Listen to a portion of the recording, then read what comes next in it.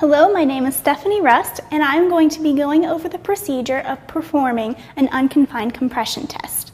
We are going to need some equipment for this test. We will need a graduated cylinder, some water, a vernier caliper, a mold, an empty bowl, a compaction device, an extraction device, a water content can, spatulas, a calculator, and an unconfined compression test load frame. The first step is to obtain the tare weight of your empty bowl.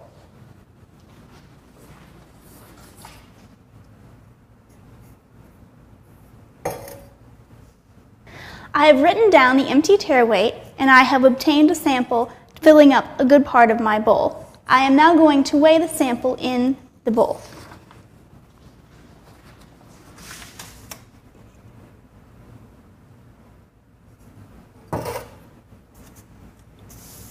I will record this number.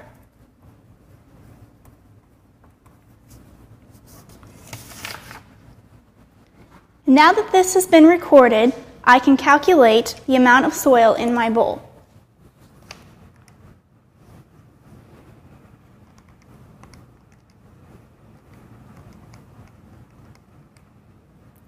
From this amount, I am then going to determine how much water I need to add to my sample in order to reach a predetermined water content defined by your instructor. We are going to use a 20% water content for this particular test. In order to obtain that, I am going to assume that there is already a 2% water content due to the atmosphere and surroundings. Therefore, I'm going to take the amount of soil times 0.18, and I obtain the amount of water that I need to add. It is 68.4 grams, and 1 gram of water is equal to 1 milliliter of water. Therefore, I need to add 68.4 milliliters of water to my soil.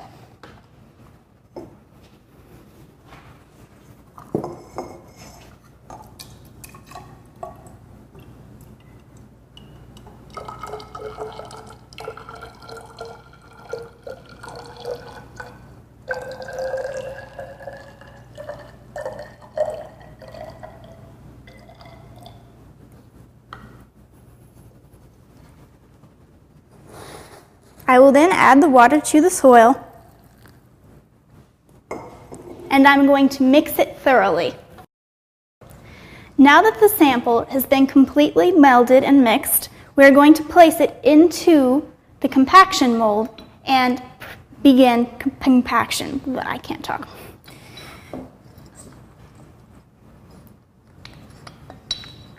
Place the soil into the mold as full as you can get it, because it will compact.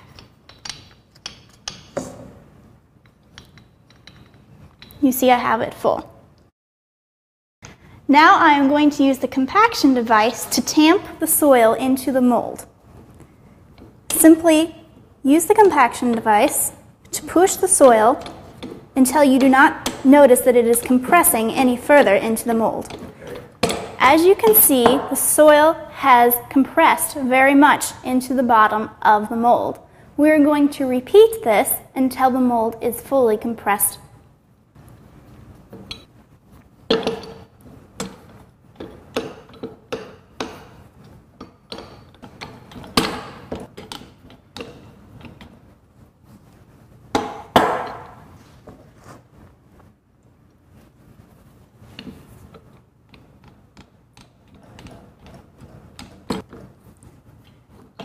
The soil is now compacted to a level into the collar of the mold. It is now complete. I will now remove the mold from the holder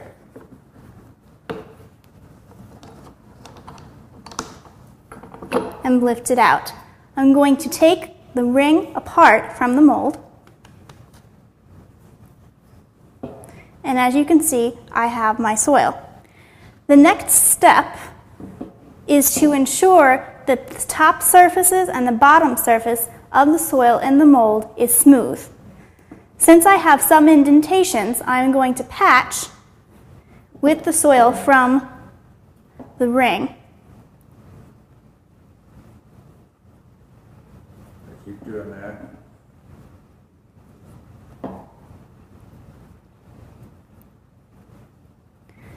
Okay, now that my indentations are filled, I'm going to use a spatula to smooth the surface.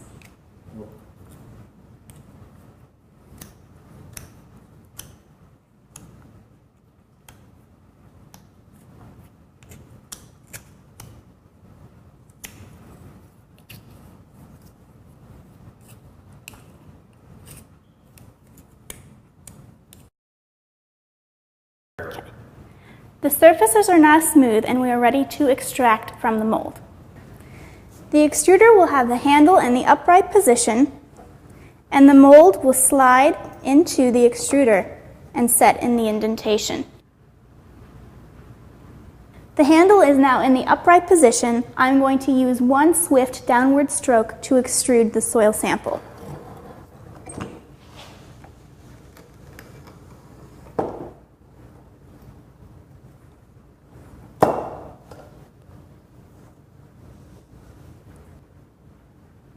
We are now going to measure the diameter of the specimen at the top and record, the center of the specimen and record, and the bottom of the specimen and record. We are now going to measure the height of the specimen as well, 3 times 120 degrees apart. Write this down. Rotate 120 degrees.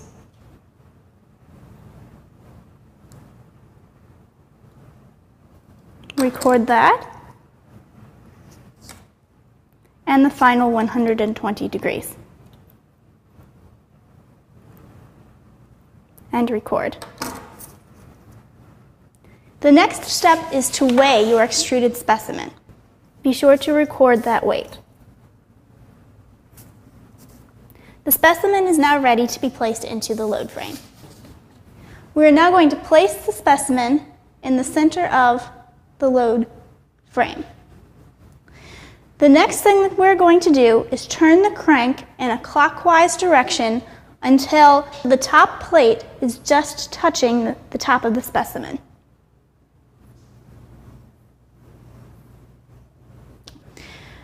You now must ensure that this pin is touching this pin so that you may get your measurements correct, and we're going to zero this dial. What we are going to be doing is observing these 2 dials as we turn the crank. The first dial is the amount of load that is being applied to the specimen. It is measured in divisions. Divisions are simply the measurements on this dial. Using the calibration connected to your device, you should have a ring constant in the corner of this paper. This ring constant will simply convert these divisions into pounds to indicate how much weight was used to induce failure in your specimen. The second dial is a displacement dial, and it will measure in portions of an inch how much your specimen is displaced as it is being failed. We are going to turn the crank very slowly in a clockwise direction. Every time this needle passes 1, 2, 3, 4, any of the major points, a reading will be taken of this dial. Please note that every time the needle of this dial passes 0, that is 1. So if it passed 0 and is at this point, that will be 1.10.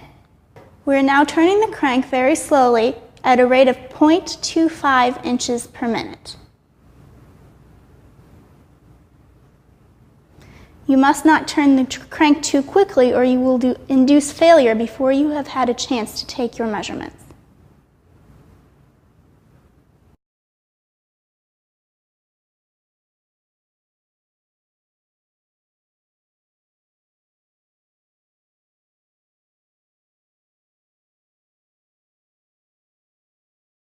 Once your sample failure has been sketched, you may unload the specimen,